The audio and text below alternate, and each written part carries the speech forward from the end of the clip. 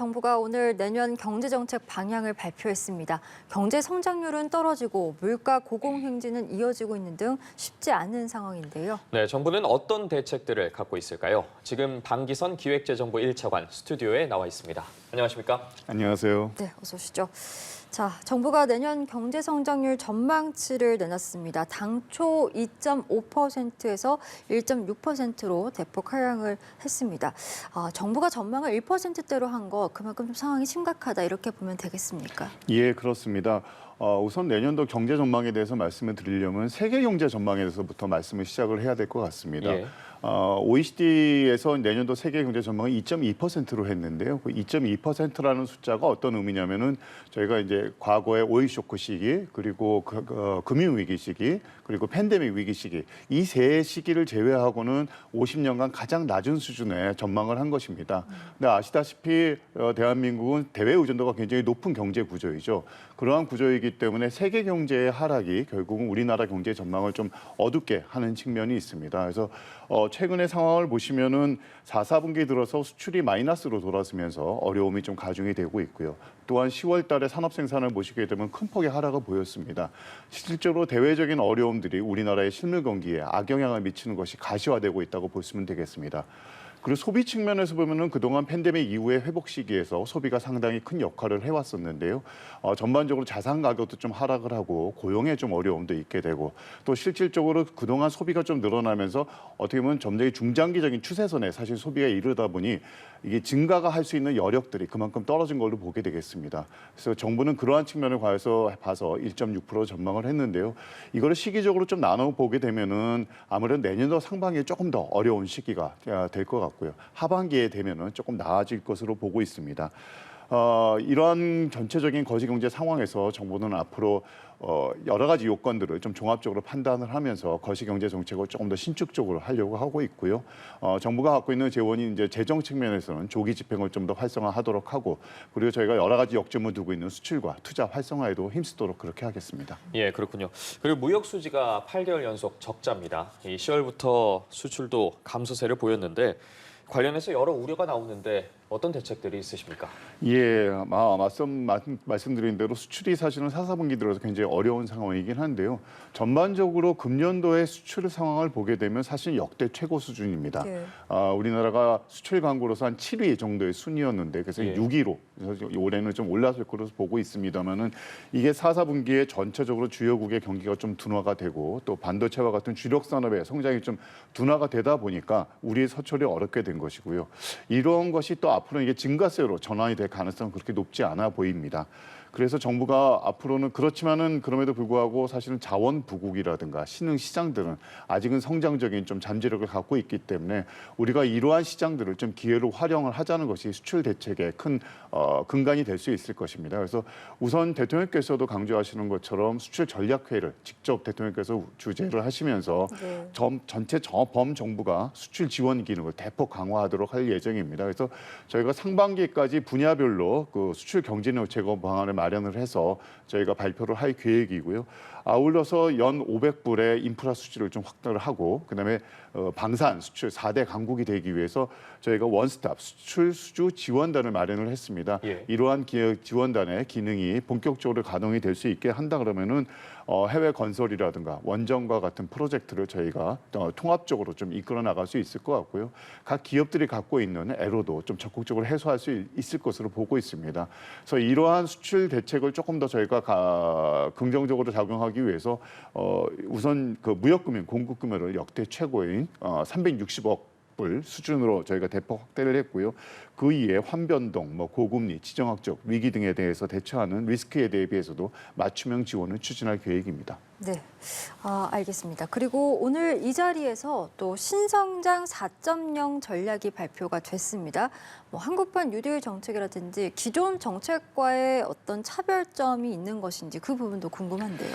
예, 저희가 이번에 마련한 신성장 4.0 전략이라는 것은 미래 산업 중심으로 초인류 국가를 도약을 목표로 하는 전략이 되겠습니다. 예. 그래서 특징적인 거를 살펴보면은 저희가 이제 3대 분야의 15대 과제, 15대 프로젝트를 뽑았는데요. 이러한 것들이 신기술 측면에서는 미래의 기술을 좀 확보를 하고 그리고 신일상이라고 하는 표현하면서 저희가 이제 일상생활의 디지털을 접목하는 것을 좀 더 가속화하겠다는 것이 있겠고요. 세 번째는 전략 산업의 초격자를 좀 계속 확대하고 유지하겠다는 것입니다. 그래서 가장 특징적인 것은 이러한 프로젝트들이 국민의 실생활과 굉장히 관련이 깊은 도전적인 과제라는 것이 가장 큰 특징이 되겠고요. 두 번째는 이러한 과제들을 저희가 발굴하고 추진해 나가는 과정에서 민간의 역할에 조금 더 의존을 하려고 하고 있습니다. 이러한 점이 지금 말씀하신 것처럼 뉴딜이라든가 과거 정부의 전략하고 좀 차이점이 되겠는데요.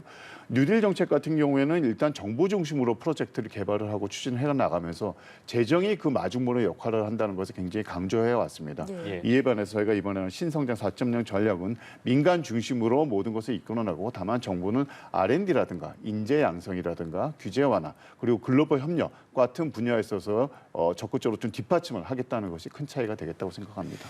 네, 그리고 물가도 좀 걱정입니다. 이 정점을 찍었다고는 하지만 내년에도 높은 수준이 될 것으로 예상이 되는데 이 부분은 어떻습니까? 예, 뭐 아시는 것처럼 물가는 최근에 조금 둔화 흐름이 둔화 흐름이 좀 지속이 되고 있죠. 7월 달에 6.4%를 찍고 나서는 지금 현재 한 5% 정도의 수준을 보이고 있는데요. 저희가 전반적인 상황을 감안을 해서는 내년도 물가는 한 3.5%로 전망을 하고 있습니다. 예. 그렇지만 당분간은 한 5%대의 높은 물가 수준이 좀 지속이 될 거로 보고 있습니다. 그래서 성장과 마찬가지로 상반기는 좀 어려운 상황이 되고 하반기에 되면 조금 나아질 거라고 보고 있습니다. 정부는 사실 물가 안정에 가장 큰 중점을 두고 정부 정책을 앞으로도 좀 당분간은 운영해 나갈 계획인데요. 우선 보시면 에너지 상황 같은 경우에는 유가가 최근에 조금 안정이 되고 있죠, 국제유가는. 예. 그럼에도 불구하고 이게 올라갈 수 있는 상방 압력 리스크는 여전히 남아 있는 상황입니다. 그래서 이번에 정부가 휘발유를 제외한 유종들에 대해서는 유류세를 지속적으로 조금 더 인하를 해 나가도록 하겠고요.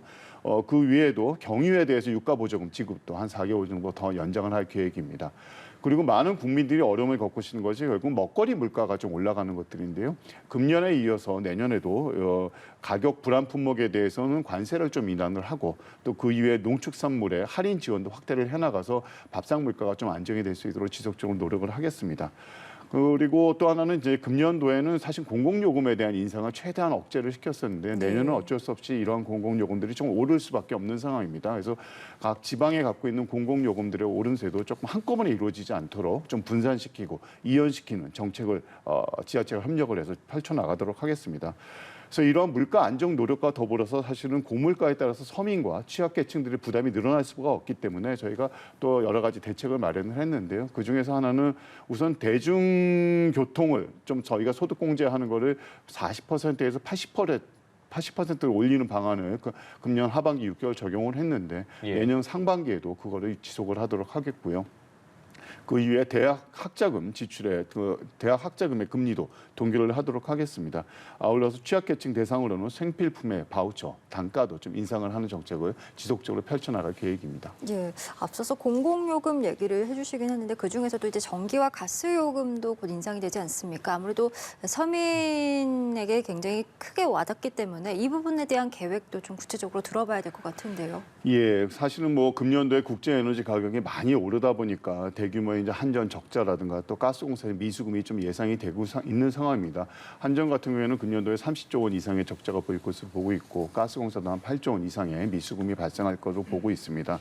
그래서 저희가 이제 전반적인 시경제 여건을 좀 고려를 하면서 이 중장기적인 시기에서 에너지 가격을 조금 올릴 수밖에 없는데요. 발표한 대로 저희 이 공기업의 누적 적자를 한 26년까지 좀 해소가 될 수 있도록 저희가 점진적인 요금의 인상을 추진할 계획입니다. 이렇게 요금이 조금 오르가다 보면은 결국 한전과 가스공사의 재무 구조가 좀 개선이 될 거고요, 우선은. 그리고 또 하나는 사실 에너지 절약을 굉장히 요즘에 해야 되는 시기인데 이게 에너지 가격의 인상을 통해서 가격 기능이 좀 발휘가 돼서 에너지 절약을 갈 수 있는 인센티브가 될 수 있을 것으로 보고 있고요. 또 하나는 최근에 한전이 이제 채권을 많이 발행을 하다 보니까 측권 예. 시장의 불안 요소로도 작용을 했습니다. 그래서 예. 이런 채권 시장의 불안 요소도 좀 해소가 될 거로 보고 있습니다. 그래서 이 구체적으로 얼마를 인상을 할 것이고 얼마나 빠른 속도로 인상할 거냐에 대해서는 저희가 관계부처와 협의를 거쳐서 연말 이전에 좀 발표를 해드리도록 하겠습니다. 근데 다만 이렇게 전기요금과 가스요금이 오르게 되면 사실 취약계층에게는 그게 굉장히 큰 부담이 될 수가 있거든요. 그래서 현재도 한전에서 이제 자체적인 복지 할인을 통해서 취약계층들한테 낮은 요금을 적용하고 있는데요. 이번에 인상을 통해서 오르는 부분에 대해서는 그거 역시 한전에서 자체적인 복지 할인을 확대를 해서 저희가 충당을 할 계획이고요. 가스 요금 같은 경우에도 에너지 바우처의 지원 단가 등을 올려서 이 서민들에게는 그것이 부담이 되지 않도록 저희가 정부가 함께 노력해 나가도록 하겠습니다. 예, 그렇군요. 이 부동산 관련 이야기도 빠질 수 없을 것 같습니다. 이 다주택자나 실수요자에 대한 이 규제를 완화를 해서 부동산 연착륙을 유도하겠다고 밝히셨는데 이 다주택자 취득세와 양도세에 대한 중과 완화가 담겼습니다. 구체적으로 어떤 내용인지 좀 궁금합니다. 예, 다주택자에서 이렇게 좀 적용이 되었던 것은 이제 징벌적인 세제라고 저희가 표현을 하고 있는데 그거를 좀 정상화한 겁니다. 그래서 그 목적은 뭐냐면은 이 다주택자들이 사실은 민간 임대 사업자, 이제 민간 임대주택을 공급하는 공급자들입니다. 예. 그 전체적으로 규모로 봤을 때도 공공 임대하고 거의 비슷한 수준의 그 주택 규모가 민간 임대주택자들로부터 공급이 되고 있는데요. 이분들에 대해서 사실 징벌적인 과세를 하다 보니까 그게 결국은 임대료로 전가가 되고 그 임대료가 전가된 게 결국 서민들의 임대료로 올라가는 좀 나쁜 효과가 생겼던 것이죠. 그래서 이러한 것들을 방지하기 위해서 저희가 다주택자들하고 실수요에 대해서 징벌적인 과세를 좀 낮춘 거고요. 우선 취득세 측면에서는 보면은 1, 2주택을 가지신 분들이 전체 주택 소유자들의 한 96, 7%가 됩니다. 사실 이분들에 대해서는 저희가 중과를 하던 세제는 이제 없앴고요. 3주택 이상에 가신 분들에 대해서는 절반 수준으로 과거의 절반 수준으로 좀 완화를 하도록 했습니다. 그래서 이거를 통해서 결국은 낮은 부분의 임대료가 좀 될 거라고 보고 있고요. 양도세 부분에 있어서는 내년도에 23년 5월 달에 이게 한시적으로 저희가 중과 배제한 것이 종료가 되는데 이게 종료가 될 경우에는 사실 많은 분들이 23년 5월 이전에 집을 파실 가능성이 예. 높은 경우죠. 그렇게 되면 사실 집값이 지금 굉장히 빠른 속도로 떨어지고 있는데 그게 조금 더 빠른 속도로 떨어질 가능성이 있어서 사실 부동산 시장이 굉장히 경착륙할 수 있는 가능성이 높아집니다. 그래서 예. 이러한 것들을 미연에 방지하기 위해서 저희가 1년 정도 좀 일단은 그 중과 배제 시간을 연장을 하고요. 근본적인 해결 방안은 저희가 내년도에 조금 더 찾아보도록 하겠습니다. 그래서 이러한 것들과 더불어서 사실 입지 측면에서도 과도하게 좀 대안이 됐던 것들에 대해서 규제 지역이라든가 민간 택지 분상제 지역 같은 것들을 좀 추가적으로 해제를 하려고 하고 있고 헌법상에 보장된 이제 거주 이전의 자유가 좀 제한이 됐던 그 실거주 요건이라든가 전매 제한 요건들도 저희가 좀 완화를 하려고 하고 있습니다. 그래서 다시 한번 강조해서 말씀을 드리면 이번에 다주택자에 대한 중과 배제는 결국은 부동산 시장의 경착륙을 좀 방지를 하고 다주택자들이 건전한 임대주택의 그 공급자로서 역할을 할 수 있도록 하기 위한 것을 다시 한번 말씀을 드립니다. 알겠습니다. 윤석열 대통령이 내년을 노동개혁을 비롯한 3대 개혁의 원년으로 삼겠다 이렇게 밝힌 상황입니다. 노동교육, 연금 이렇게 3대 개혁 과제를 밝혔고 인기가 없어도 반드시 하겠다라고 윤석열 대통령이 굉장히 강한 의지를 보이기도 하는 상황인데 하지만 이에 대한 또 반발의 목소리도 있어서 과연 이게 쉽게 이뤄질 수 있을 것인가에 대한 우려의 목소리도 있는 것 같습니다. 이에 대한 계획은 또 어떻게 되시는지요? 예, 오늘 대통령께서 경제정책 방향을 발표하는 회의체에서도 이 3대 개혁에 대해서 굉장히 크게 강조를 해주셨습니다. 저희가 사실 우리 경제가 좀 지속 가능하게 발전을 하려면 이 3대 개혁은 반드시 이루어내야 되는 과제라고 생각을 하고 있습니다. 그래서 정부는 이러한 개혁의 골드타임을 놓치지 않도록 내년 중에 이제 분야별로 개혁안을 발표하고 필요한 경우에는 관련되는 법안을 국회에 제출할 계획입니다. 먼저 노동시장 개혁을 보게 되면은 최근에 이제 미래 노동시장 연구회에서 노동개혁 권고안을 좀 발표를 하셨죠. 네. 그래서 그 권고안에 보면 이제 근로시간이라든가 임금체계에 대한 개혁에 대해서 먼저 우선적으로 풀어야 되는 과제로 꼽으셨고요.